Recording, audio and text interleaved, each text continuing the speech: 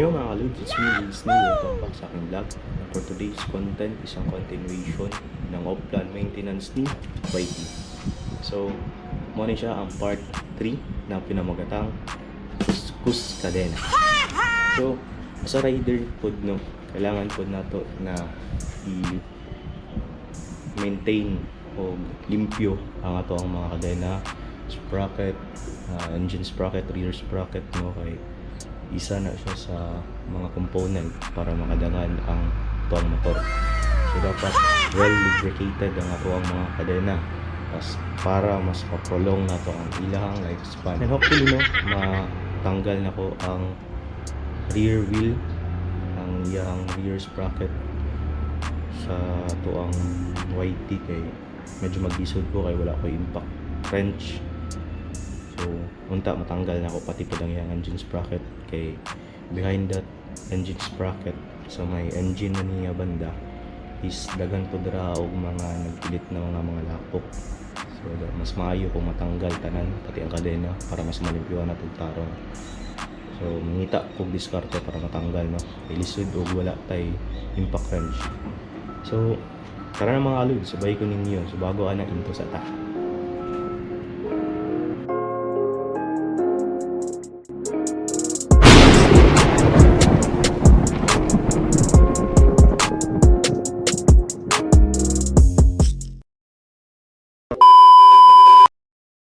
A few moments later. So, mga ka-Lods, naglisod ko og tanggal sa rear wheel kay wala dyan impact wrench pertig yung gaya.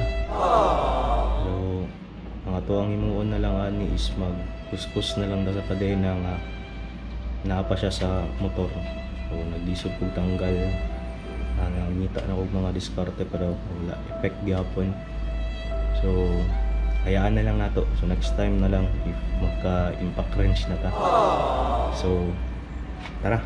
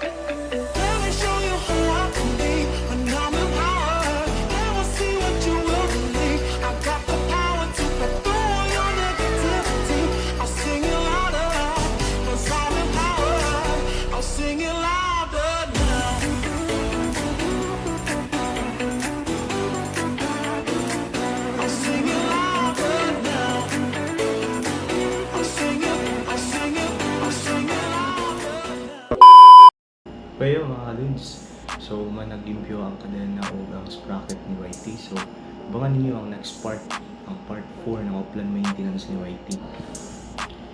And don't for and don't forget to hit like, subscribe, and hit the notification bell para lagi mo updated sa mga vlogs ko.